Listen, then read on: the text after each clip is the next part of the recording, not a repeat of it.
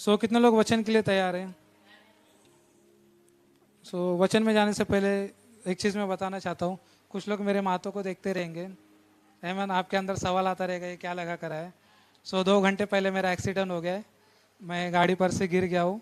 मेरे पैर में यहाँ पर पूरी चोट लगी थी।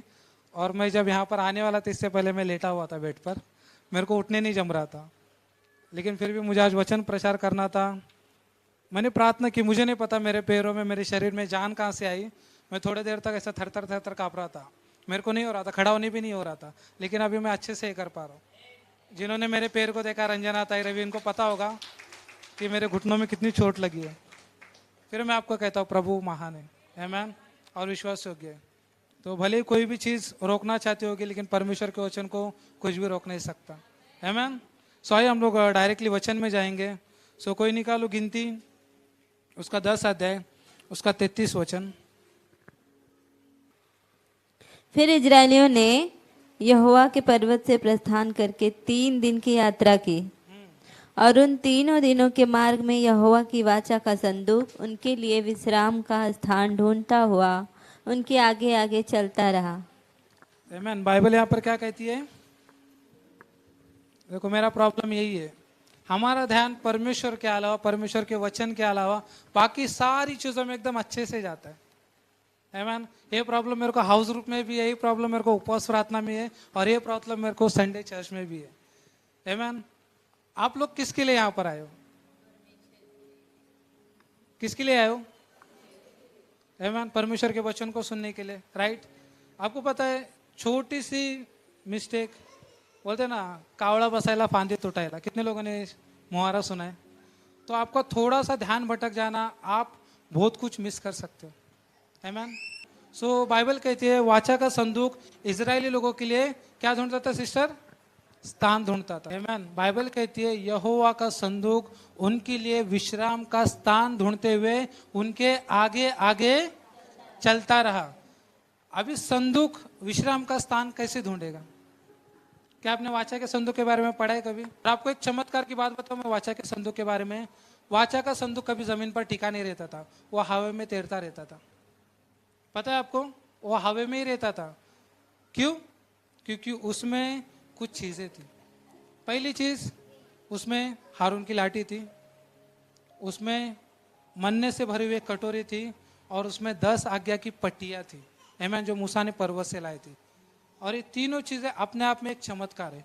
अभी मैं 3 चीजों में आपको यीशु को दिखाऊंगा कि इन तीनों चीजों में यीशु कैसे आता है। आमीन। यीशु ने क्या कहा सबसे पहले? कि मैं दाख लेता हूं और तुम, इसका मतलब वो लकड़ी दाखलता को दिखाती है। आमीन। और यीशु क्या कहता है? मैं दाखलता और तुम डालिया हो, मुझसे अलग होकर तुम कुछ नहीं कर सकते। आमीन। जो हारून की लाठी थी, बाइबल कहती है उसमें फूल और पत्ते लगे हुए थे। एक सूखी लकड़ी जब पेटी में रखी गई, उस जगह में रखी गई, बाइबल कहती है उसमें क्या है? फूल और पत्ते। इसका मतलब उस संदूक में जीवन था। और आपको पता होगा मन्ना, आमीन, मन्ना कितने लोगों को पता है? मन्ना जब गिरता था स्वर्ग से, वो सिर्फ एक ही दिन रहता था। दूसरे दिन अगर उसको कोई रखता था, उसमें क्या पड़ जाते थे? क्या पढ़ते थे? क्या पढ़ते थे? इसका मतलब परमेश्वर इजरायली लोगों को अपने ऊपर निर्भर रहना सिखा रहा था। अपने ऊपर मतलब परमेश्वर के ऊपर, खुद के ऊपर नहीं। क्यों? क्योंकि लोगों को पता है जब चीजें फ्री मिलती है तो लोग 2 दिन के लिए स्टोर करके रखते हैं। परमेश्वर इजरायली लोगों को दिखाना चाहता था कि तुम कल के लिए अपने आप पर नहीं, लेकिन किस पर भरोसा रखो? परमेश्वर पर भरोसा रखो। आमीन। और तीसरी चीज, उसके अंदर क्या था? 10 आज्ञाएं, वचन की पट्टियां। और वचन क्या है हमारे लिए? राजा दाऊद कहता है कि प्रभु तेरा वचन मेरे मार्गों के लिए ज्योति है, दीपक है, उजियाला है। अब ये तीनों वचन हम क्या देखते हैं पता है क्या? यूहन्ना को ही निकालो, यूहन्ना 15:5, उसमें यीशु कहता है मैं दाख लेता हूँ।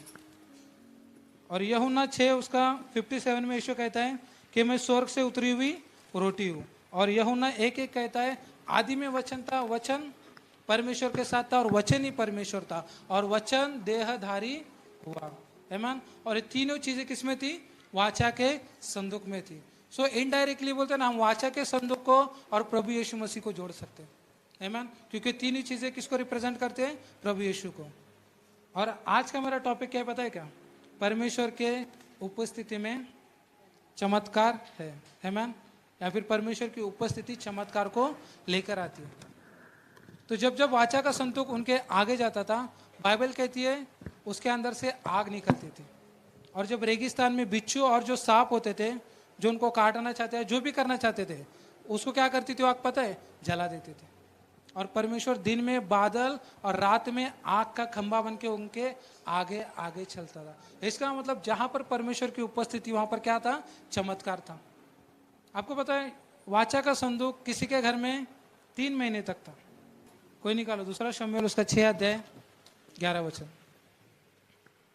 और उस संदूक ने पूरे इजराइल में हड़बड़ी मचा दी। इतना तक पूरे इजराइल में फैल गया कि जिसके घर में वो संदूक है वो इतना आशीर्वादित हो गया, इतना आशीर्वादित हो गया कि वो बात राजा तक पहुंच गई कि भाई इतना आशीर्वादित होते जा रहे हैं। क्यों? क्योंकि उसके घर में संदूक सिर्फ 3 महीने तक था। और संदूक परमेश्वर की उपस्थिति को दिखाता है।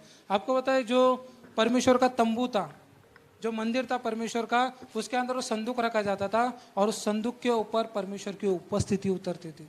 सो इनडायरेक्टली वो संदूक परमेश्वर की उपस्थिति को दिखाता है। पढ़ो कोई।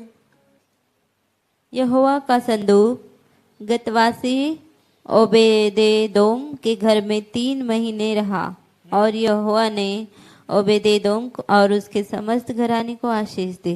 आमीन। बाइबल क्या कहती है? 3 महीने तक यहोवा का संदूक ओबेदेदोम के क्या था, घर में था। और परमेश्वर ने क्या किया?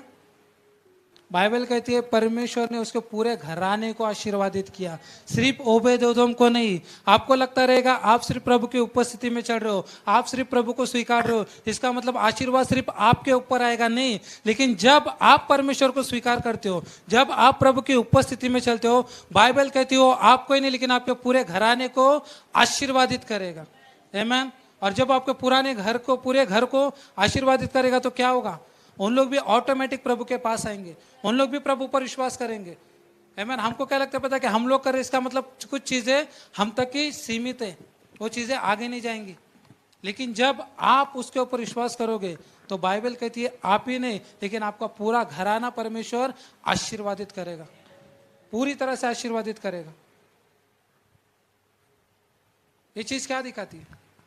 कि परमेश्वर की उपस्थिति चमत्कारों को लेकर आती है, परमेश्वर की उपस्थिति आशीर्वाद को लेकर आती है। आपको पता है यही सेम घटना हम देखते हैं जब स्वर्गदूत उतरा, मरियम के पास आया और उसने मरियम की जय जयकार की यीशु के जन्म के जस्ट पहले। और उसने पूछा मरियम ने कि ये कैसे होगा? तो इसका जवाब हम देखेंगे लूका 1 अध्याय उसका 30 से 35 तक हम लोग पढ़ेंगे। स्वर्गदूत ने उससे कहा, हे मरियम, भयभीत न हो, क्योंकि परमेश्वर का अनुग्रह तुझ पर हुआ है। देख, तू गर्भवती होगी और तेरे एक पुत्र उत्पन्न होगा और तू उसका नाम यीशु रखना। वह महान होगा और परम प्रधान का पुत्र कहलाएगा और प्रभु परमेश्वर उसके पिता दाऊद का सिंहासन उसको देगा और वह याकूब के घराने पर सदा राज्य करेगा। याकूब के घराने पर सदा राज्य करेगा और उसके राज्य का अंत न होगा। उसके राज्य का कभी अंत नहीं होगा। अब तक उसका राज्य क्या करते आ रहे हैं? चलते आ रहे हैं। आमीन। वचन 34 पढ़ो। वचन 34। मरियम ने स्वर्गदूत से कहा, यह कैसे होगा? आमीन। स्वर्गदूत ने उसको उत्तर दिया, पवित्र आत्मा तुझ पर उतरेगा और परम प्रधान की सामर्थ तुझ पर छाया करेगी, इसलिए वह पवित्र जो उत्पन्न होने वाला है परमेश्वर का पुत्र कहलाएगा। आमीन। सो बाइबल यहाँ पर क्या कहती है कि ये कैसे होगा? कैसे होगा? पवित्र आत्मा तुझ पर उतरेगा। आमीन। बाइबल क्या कहती है कि जब पवित्र आत्मा तुम पर उतरेगा तो तुम क्या पाओगे? सामर्थ को पाओगे। आपको पता है जब वो संदूक आगे आगे जाता था वो अपने आप में सामर्थ को लेकर जाता था। इजरायली लोग जब बोलते ना लाल समुद्र को दुबाकना चाहते थे, उन लोग अपने पीछे किसको देख रहे थे? मिस्र की सेना को। और उनके अंदर एक सवाल था, एक कैसे होगा? आगे समंदर है और पीछे मिस्र की सेना है, ये कैसे होगा? अभी हम लोग क्या हो जाएंगे? मर जाएंगे, अभी हम लोग खत्म हो जाएंगे, अभी हमारे लिए आगे दूसरा मार्ग नहीं है, दूसरा रास्ता नहीं है। क्या ऑप्शन है हमारे पास? हम इजरायली के आगे घुटने टेक दे मिस्रियों के आगे, या तो हम लाल समुद्र में जाकर क्या हो जाए? खत्म हो जाए।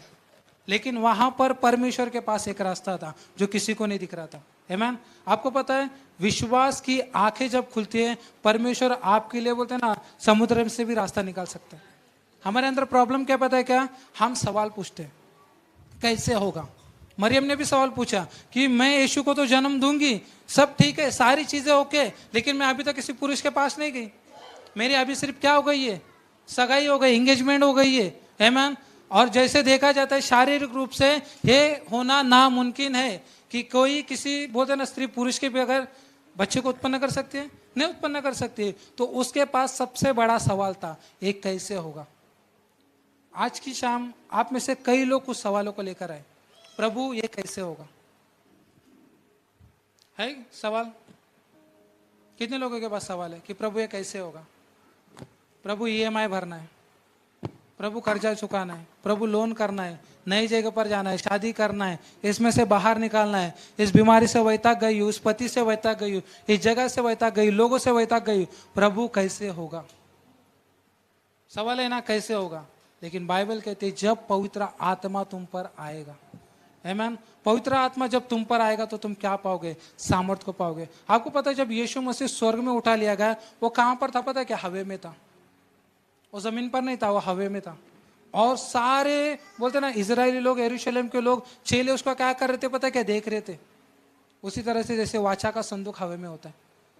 यीशु ने क्या कहा उनसे कि मेरा जाना तुम्हारे लिए अच्छा है। क्यों, क्योंकि जब मैं जाऊंगा तब मैं तुम्हारे लिए क्या भेजूंगा, एक सहायक भेजूंगा, अर्थात पवित्र आत्मा। इसका मतलब जब हमको सवाल आता है कैसे होगा, तब हमारे पास क्या उत्तर है, पवित्र आत्मा। क्यों, क्योंकि यीशु ने क्या कहा, मैं तुम्हारे लिए एक क्या भेजूंगा, क्या भेजूंगा, क्या भेजूंगा, जो तुम्हारी सहायता करेगा और जो तुम्हें सारी सत्य की बातें बताएगा। झूठ की बातें नहीं, भरमाने वाली बातें नहीं, लेकिन सत्य की बातें जो सत्य पर आधारित है, जो बाइबल का वचन कहता है, आमीन। कब, पवित्र आत्मा जब तुम पर आएगा तब तुम सामर्थ को पाओगे। इसका मतलब हम उसके बिना क्या है, कमजोर है। अभी हम लोग देखते हैं वाचा का संदूक जब आगे आगे जाता था तो स्कॉलर लोग कहते उसमें से आग निकलती थी और वो किसको मारती थी पता है क्या, सांप और बिच्छू को, क्योंकि रेगिस्तान में सांप और बिच्छू होते। कितने लोगों को पता है बात, रेगिस्तान में सांप और बिच्छू होते हैं, ऊंट कटारे होते हैं। तो बाइबल कहती है, स्कॉलर लोग कहते हैं कि वाचा का संदूक उनके लिए काम करता है। लेकिन आपको पता है नए नियम में हम लोग क्या पढ़ते हैं, यीशु ने क्या कहा, विश्वास करने वालों के कुछ चिन्ह होंगे, वो मेरे नाम से दुष्ट आत्माएं निकालेंगे, आमीन। वो नागों को कुचलेंगे, वो बिच्छुओं को कुचलेंगे, अपने पैर के नीचे रो देंगे।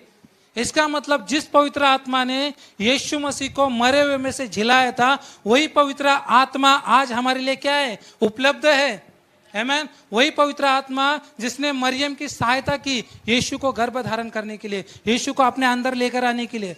आपको पता है जब मरियम उसके संगनी के पास गई और जो ही उसने उसका नमस्कार सुना, क्या हुआ पता है क्या, उसका बच्चा यूहन्ना पेट में उछल पड़ा और वो पवित्र आत्मा से भर गई। इससे पहले हम लोग नहीं देखते किसी को पवित्र आत्मा से भरते हुए, लेकिन मरियम का नमस्कार जैसे ही उसने सुना, बाइबल क्या कहती पता क्या, पवित्र आत्मा से भर गई। तो ये सारी चीजें कैसी हो रही है, पवित्र आत्मा के द्वारा। इसलिए मैंने कहा परमेश्वर के उपस्थिति में चमत्कार है।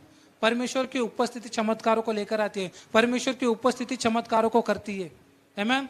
हमने दूसरा शमूएल 6:11 में क्या पढ़ा कि वो संदूक ओबेदेदोम के घर में सिर्फ 3 महीने था और बाइबल कहती है कि परमेश्वर ने उसको और उसके पूरे घराने को क्या किया, आशीर्वादित किया। और जब राजा दाऊद ने इस बात को सुना तो उसने क्या प्लानिंग किया पता क्या, उस संदूक को मैं कहां पर लाऊंगा, दाऊदपुर में वापस लेकर आऊंगा, अपनी जगह पर वापस लेकर आऊंगा। क्यों, क्योंकि वो संदूक जहां जहां जाता था वहां वहां चमत्कार होते थे, लेकिन वो संदूक दुश्मनों के लिए डेंजर था।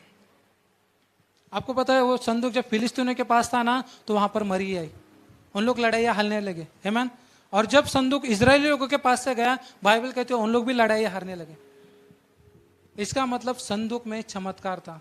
क्यों संदूक में चमत्कार था, क्यों, क्योंकि उस संदूक के ऊपर परमेश्वर की उपस्थिति उतरती थी। आपको पता है संदूक का जो ढक्कन था उसके ऊपर 2 करूब थे, प्रायश्चित का ढक्कन जिसको बोलते हैं। और आपको पता है जहाँ यीशु की कब्र थी वो ऐसे चौकन इसमें थे, चौकन में मतलब स्क्वायर में थी, और यहाँ पर एक स्वर्गदूत बैठा था, दोनों जगह पे। आपको पता है वाचा के संदूक का जो ढक्कन था वो यीशु मसीह के बोलते हैं ना उस कब्र को दिखाते जिसके ऊपर यीशु लेटा था। और उसके ऊपर जब बोलते ना महायाजक जाता था ना उसके ऊपर लहू को छिड़कता था उस संदूक के ऊपर, और यीशु लहू लवान उसी तरह से उसी ढक्कन के ऊपर लेटा हुआ था, वैसी जगह पर लेटा हुआ था। तो मतलब बोलते हैं ना प्रायश्चित पूरा हुआ, इसलिए मैं वाचा का संदूक और प्रभु यीशु मसीह को जोड़ रहा हूँ। कुछ चीजें आप देखोगे ना, आप शॉक हो जाओगे कि वाचा का संदूक और प्रभु यीशु मसीह कैसे एक है। हम यीशु को सिर्फ नए नियम में नहीं, लेकिन हम यीशु को पुराने नियम में भी देखते हैं। बाइबल कहती है हमारे लिए मेमना बना। और पुराने जमाने में क्या होता था, मेमने को पापों के लिए काटा जाता था, बलिदान किया जाता था। जो पापी रहता था मेमने के ऊपर अपने हाथ रखता था और वो पापों को ट्रांसफर करता था। जैसे डेटा यूएसबी से ट्रांसफर होता है, जैसे ब्लूटूथ से ट्रांसफर होता है, वैसी उस जमाने की टेक्नोलॉजी थी। अपने पापों को मेमने में डालो और उसको अपनी जगह पर काट डालो, अपनी जगह पर उसका लहू बहाओ। लेकिन बाइबल कहती है यीशु मसीह ने हमारे अपराधों को उठा लिया और वो हमारे लिए हमारी जगह पर क्या हुआ, मरा। आमीन। यीशु का जन्म ही चमत्कार नहीं है, लेकिन यीशु का वो बोलते हैं ना पूरा जीवन चमत्कार है। जितने साल हम यीशु मसीह को देखते हैं पूरा चमत्कार से भरा हुआ था। और वो चमत्कार की शुरुआत कहाँ से हुई पता है क्या, मरियम से। जब पवित्र आत्मा मरियम के ऊपर उतरा, उस टाइम से वो चमत्कार होने शुरू हो गए, उस टाइम से इतिहास रचना चालू हो गया। आमीन। सो परमेश्वर की उपस्थिति क्या लेकर आती है, चमत्कारों को लेकर आती है।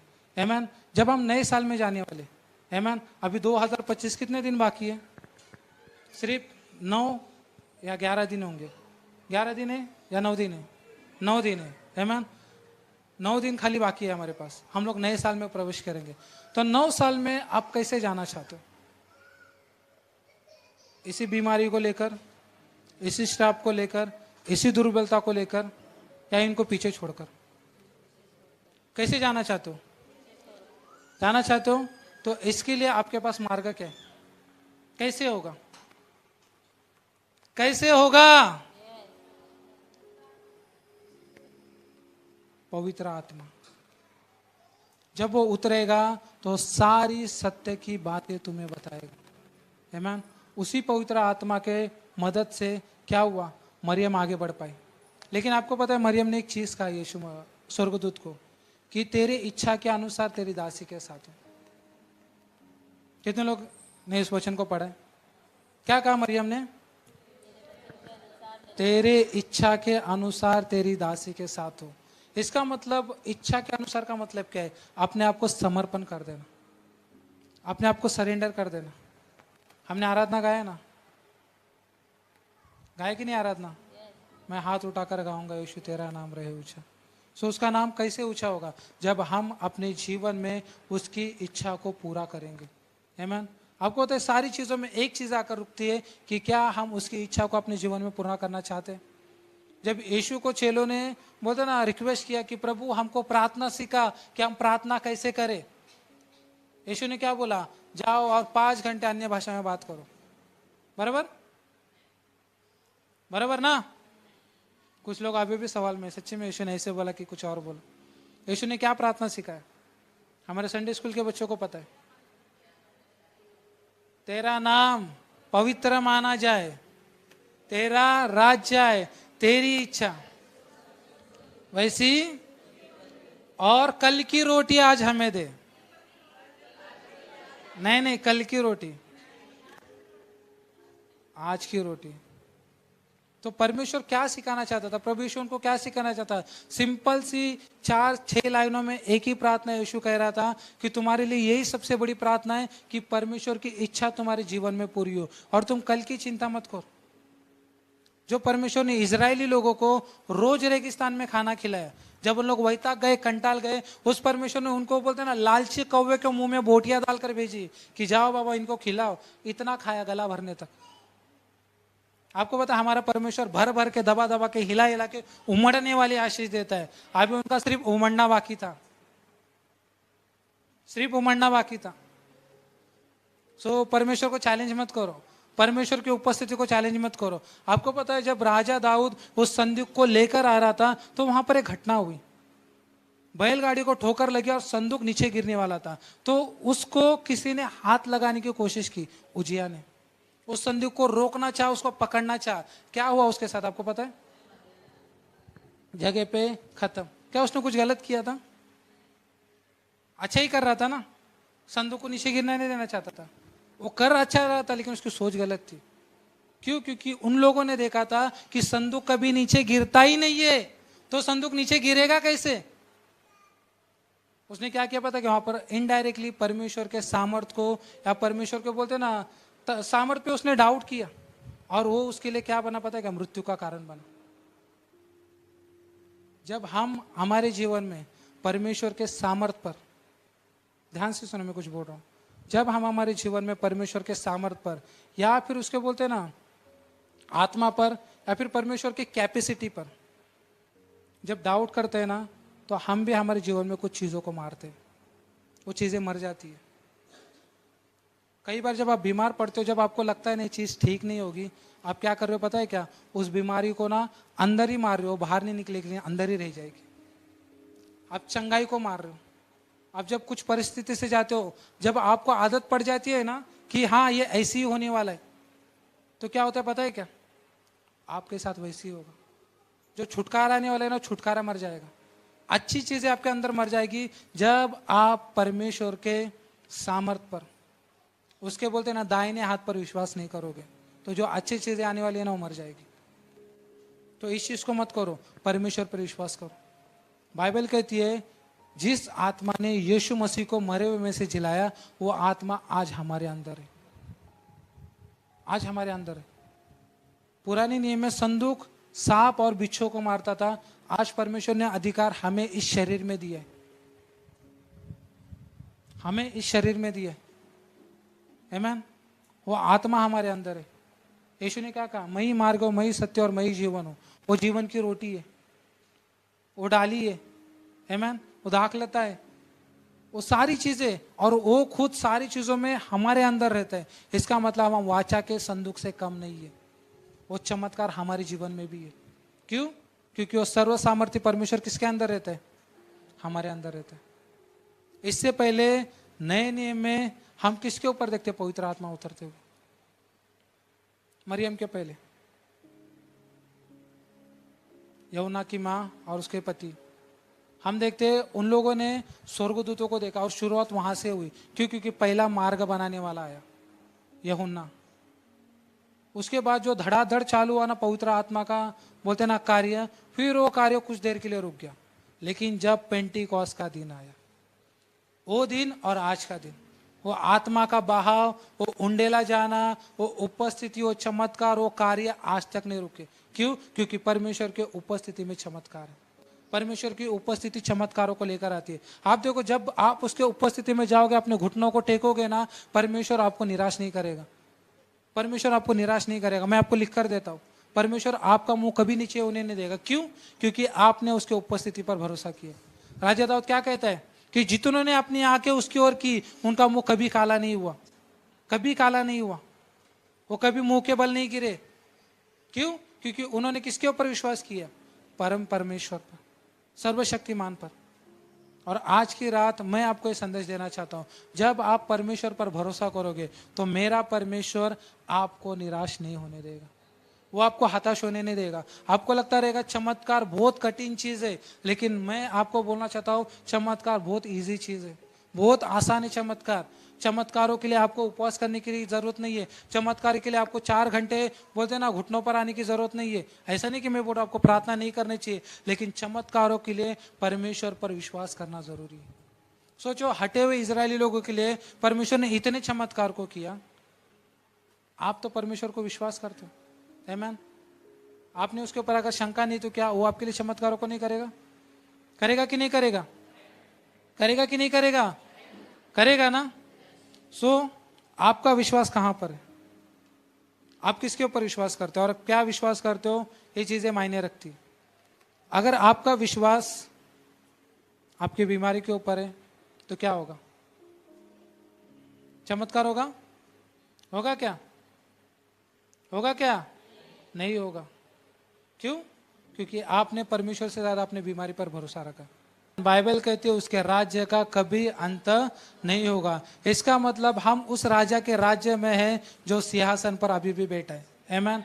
हमको फर्क नहीं पड़ता सरकार किसकी आती है, आमीन। हमको फर्क नहीं पड़ता सिंहासन पर अगले 5 साल तक कौन बैठेगा। क्यों? क्योंकि उसके ऊपर कौन बैठा है? परमेश्वर बैठा है, आमीन। और हमारी सुधि लेने वाला परमेश्वर है, और उसके राज्य का अंत कभी नहीं होगा। आज भी 2000 साल बाद हम उसके नाम के बारे में चर्चा कर रहे हैं। आज भी 2000 साल के बाद हम क्रिसमस की घटनाओं को याद कर रहे हैं। बाइबल कहीं पर भी नहीं कहती कि 25 दिसंबर को यीशु मसीह का जन्म हुआ था, लेकिन हम लोग इस चीज़ को मानते हैं और हम इस चीज़ को सेलिब्रेट करते हैं। क्रिसमस ये मौसम है, महीना, यीशु का जन्म एक चमत्कार का मौसम है, एक चमत्कार का टाइम है। और मैं आपको कहना चाहता हूं कि ये चमत्कार आपके जीवन में भी होगा। कब? जब आप परमेश्वर की उपस्थिति को अपने अंदर धारण करोगे। कब? जब आप परमेश्वर की उपस्थिति में चलोगे। आपको पता है अब्राहम को परमेश्वर ने क्या कहा? मेरी उपस्थिति में चल और सिद्ध होता जा, मेरे उपस्थिति में चल। आपको पता है सारी चीजों में क्या है? पता है क्या? परमेश्वर की उपस्थिति। बिना परमेश्वर की उपस्थिति है कि हम कहीं पर भी नहीं जा सकते। अगर परमेश्वर हमारे आगे ना चले तो हमारा मार्गदर्शन कौन करेगा? आपको पता है सौभाग्य इजरायलियों को मिला। परमेश्वर अपनी महिमा के रूप में बादल के साथ उनके साथ चलता था और रात में आग का खंभा बन के क्या करता था? क्या करता था? उनका अगुवाई करता था। तो सोचो, ओ परमेश्वर आज आपको बादल या आग के खंभे में नहीं, लेकिन पवित्र आत्मा के रूप में आपके अंदर है। बाइबल कहती जब आपको बोलते ना किसी के सामने खड़ा किया जाएगा तो तुमको बोलते ना चिंता करने की जरूरत नहीं कि मैं क्या बोलूं, लेकिन स्वयं पवित्र आत्मा आपको क्या करेगा? शब्द देगा। क्यों? क्योंकि वो सहायक है और वो सहायता करने के लिए आए, हमारी मदद करने के लिए आए। पौलुस और सीला जेल में क्या कर रहे थे? आराधना कर रहे थे। और क्या हुआ? क्या हुआ? क्या हुआ? कैमरामैन उत्तर दे रहे, बाकी लोग उत्तर नहीं दे रहे। जंजीरें टूट गए। क्यों? क्योंकि वो परमेश्वर की उपस्थिति में थे। हाथ में भली बेड़ियां थी, भली जेल के सलाखों के अंदर थे, लेकिन फिर भी उनका विश्वास किसके ऊपर था? बेत से मार खाइए, चाबुक से मार खाइए, बॉडी पूरा पेन कर रही है, दर्द कर रही है, लेकिन फिर भी उनका विश्वास किस पर था? क्यों? क्योंकि वो परमेश्वर की उपस्थिति में चल रहे हैं। आमीन। जैसे मैंने आपको बोला परमेश्वर की उपस्थिति में चमत्कार था और उन्होंने स्तुति आराधना करके क्या किया? परमेश्वर की उपस्थिति को उस जगह पर बुलाया, परमेश्वर की उपस्थिति उस जगह पर आई और बाइबल कहती है वो जेल हिल गई, हाथ की जंजीरें खुल गई, जेल खुल गई। आपको पता है सेम चीज यरीहो के साथ हुई। जब इजरायली वाचा का संदूक लेकर जा रहे थे, वाचा का संदूक अभी भी है मेरे संदेश में, है मैं। जब वो वाचा का संदेश लेकर क्या कर रहे थे? घूम रहे थे यरीहो के। उन्होंने क्या किया? शोफर बजाया, तुरई फूकी, जय जयकार की परमेश्वर की। और क्या हुआ? बाइबल कहती है दीवारें नींव के साथ हिलकर गिर गई, नींव के साथ। आमीन। हमारी परमेश्वर की उपस्थिति ऐसी है ना जो नींवों को हिलाती है। नींवों को हिलाने का मतलब क्या पता है क्या? वो सिर्फ आपके जीवन में कार्य नहीं करेगी, आपकी पीढ़ियों में कार्य करेगी। वो पीढ़ियों के आगे भी जाती है, पीढ़ियों के पीछे भी जाती है। आमीन। जो श्राप आप 7वीं पीढ़ी से लेकर आ रहे हो ना, परमेश्वर में बोलते ना आज ताकत हो आज की पीढ़ी में तोड़ेगा ताकि आगे की पीढ़ी में ना बढ़े। आमीन। आप परमेश्वर की उपस्थिति पे भरोसा नहीं करते हो, यही ये कारण है। क्यों? क्योंकि आप कुछ चीजों को लेकर जा रहे हो। आमीन। एक साइकिल आपके जीवन में बना हुआ है, वही चीजें बार बार होती है, वही चीजें बार बार घूम कर आती है। क्यों? क्योंकि अभी तक वो श्राप, वो साइकिल को आपने तोड़ा नहीं है और वो तोड़ने वाला आपको बनना है। आपको तो बाइबल कहती है परमेश्वर के उपस्थिति में छुटकारा है। तो हम इतने साल से परमेश्वर की उपस्थिति में आ रहे हैं, तो हमारे अंदर छुटकारा क्यों नहीं? हम फिर भी कुछ चीजों को लेकर क्यों चल रहे? सवाल बहुत सारे, जवाब एक ही है, परमेश्वर की उपस्थिति। अपने आप को जांचो, क्या मैं उपस्थिति में चल रहा हूं? क्या मेरा जीवन परमेश्वर की उपस्थिति में चल रहा है? आमीन। जब आप अपने आप को परमेश्वर की उपस्थिति में लेकर आओगे ना, तो कोई भी चीजें आपके लिए कठिन नहीं होगी, कोई भी चीजें आपके लिए मुश्किल नहीं होगी। क्यों? क्योंकि ओबेदेदोम के जीवन से हम लोग देखते हैं कि सिर्फ 3 महीने परमेश्वर का संदूक, वाचा का संदूक उस घर में था। आमीन। कितने महीने था? और परमेश्वर ने इतना आशीर्वादित किया, इतना आशीर्वादित किया, पूरे देश में उसकी चर्चा हुई। तो सोचो, उस परमेश्वर की साक्षात उपस्थिति अगर आपके जीवन में, आपके घर में होगी तो क्या होगा? क्या होगा? बाइबल कहती है अभिषेक हर एक बंधन को तोड़ देता है, हर एक जुए को तोड़ देता है। आपने एक डायलॉग सुना है, लोहा लोहे को काटता है। पता है ना, लोहा लोहे को काटता है। आपको पता है कुछ वेदियां होती है, जो खिलाफ खड़ी की जाती है, और उसके खिलाफ अगर एक वेदी आप खड़ी करोगे ना, तो वो वेदी उस वेदी को तोड़ डालेगी। एलिया ने 2 वेदियां बनवाई, एक वेदी उसकी थी और एक वेदी बाल के देवताओं की थी। आमीन। उन लोगों ने उसको पुकारा, चिल्लाया, सारी चीजें की, कुछ हुआ? लेकिन जब एलिया ने एक वेदी उसके खिलाफ खड़ी की, क्या हुआ? स्वर्ग से आग उतरी, और आग ने क्या किया? उस बलिदान को, उस चीजों को जलाकर राख कर दिया। और वहां पर क्या किया? दुश्मन का खुल्लम खुला तमाशा, खुल्लम खुला तमाशा। जब आप परमेश्वर की उपस्थिति को अपने घर में आमंत्रित करोगे, आमीन, बाइबल कहती है आग वेदी पर उतरती है। और बाइबल कहती है हम लोग को जीवित वेदी है। हम लोग क्या है? जीवित वेदी है, जिसके ऊपर बोलते ना पेंटिकॉस्ट के दिन आग उतरी थी। क्या आज वो आग हमारे जीवन पर है? क्या उस आग को लेकर आज हम लोग चढ़ रहे हैं, या हम लोग ठंडे पड़ गए? हाँ, नए नए जब आए थे विश्वास था, सारी चीजें थी, लेकिन कुछ टाइम के बाद क्या हो गया? वापिस वही हालत। क्यों? क्योंकि हमने अपने आप को कंटिन्यू परमेश्वर की उपस्थिति में नहीं रखा। क्या होता अगर मरियम थक जाती? मरियम कहती थी कि प्रभु तेरे, बोलते ना, स्वर्गीय पुत्र को तो मैंने अपने पेट में रखा है, लेकिन मेरे को खुद का घर छोड़कर भागना पड़ रहा है। खुद का घर तो छोड़ो, मुझे देश छोड़कर भागना पड़ रहा है। मेरी शादी नहीं हुई, जिसके साथ मेरी शादी नहीं हुई उसके साथ मेरे को दूसरे देश में जाना पड़ रहा है। उसने जब एक शब्द कहा ना कि तेरी दासी के साथ तेरी इच्छा के अनुसार हो, वहीं पर सारी चीजें क्या हो गई पता है क्या? फुल स्टॉप लग गई। अभी उसने वहां पर क्या कहा पता है क्या? मेरी इच्छा नहीं, अभी तेरी इच्छा पूरी हो प्रभु। अभी मैं और अधिक मेरी इच्छा से नहीं, लेकिन तेरी इच्छा से चलना चाहती हूँ। अभी मैं वही मेरे जीवन में देखना चाहती हूँ जो तू करना चाहता है। आमीन। मरियम को सौभाग्य मिला परमेश्वर की मां कहलाने का। क्या आप परमेश्वर की इच्छा को पूरा करने का जरिया बन सकते हो? बन सकते हो? बन सकते हो। आप कई लोगों को परमेश्वर की उपस्थिति में लेकर आ सकते हो। क्रिसमस है हमारे लिए मौका है कि लोगों को जाने का कि बाबा तुम्हारे लिए 2000 साल पहले एक उद्धारकर्ता इस पृथ्वी पर आया। उसने देह धारण की, वो मनुष्य बनकर हमारे लिए क्या हुआ? जन्मा। ये सब कब होगा पता है क्या? जब आप उसके उपस्थिति में चलोगे। उसकी उपस्थिति ना हमको धाड़स देती है, उसकी उपस्थिति हमको हिम्मत देती है कि हम यीशु को प्रीच करें, यीशु के बारे में लोगों को जाकर बताएं। और क्रिसमस हमारे पास सबसे अच्छा मौका है। आपको पता है मरियम ने अपने जीवन में उसकी इच्छा को पूरा किया। क्या आप अपने जीवन में उसकी इच्छा को पूरा करना चाहते हो? उसके लिए क्या करना पड़ेगा पता है क्या? अपने आप को समर्पित करना पड़ेगा। आपको पता है यीशु का सबसे पहला चमत्कार क्या करना था? पानी को दाखरस बनाना। आपको बताओ पानी की खासियत क्या थी? कोई बताएगा? आप सोच भी नहीं सकते। उस पानी ने यीशु की आज्ञा को सुना और उसने अपने आप को बदल दिया। आज यीशु की आज्ञा इसमें है। क्या उस पानी के जैसे आप अपने आप को बदलने के लिए तैयार हो?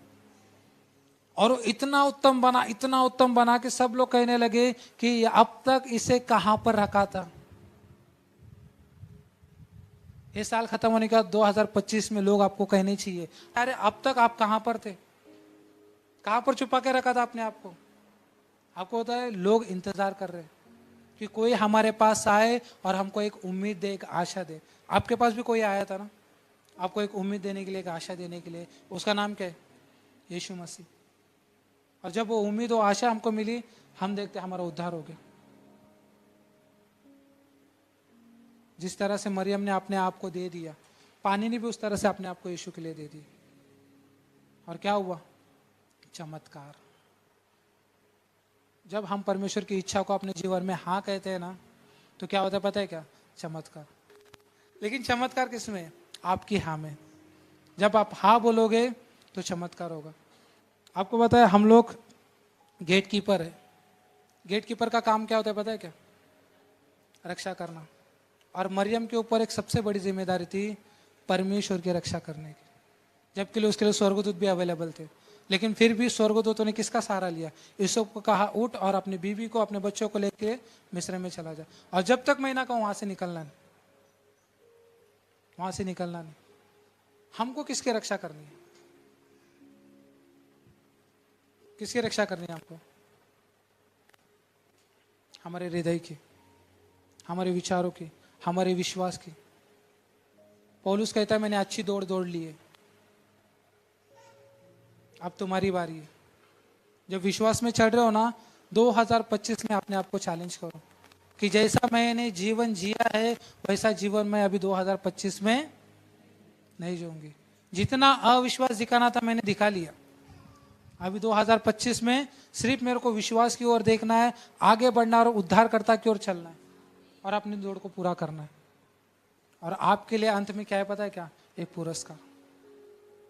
आपको लगता रहेगा कि मैंने इतनी प्रार्थना की, इतनी चीजें गई, वो सारी चीजें व्यर्थ हो गई। नहीं, आपकी प्रार्थनाएं अभी भी स्वर्ग में वैसी रुकी हुई है, पेंडिंग पड़ी हुई है, अप्रूवल। और मैं कहता हूं 2025 में परमेश्वर सारी चीजों का अप्रूवल देगा।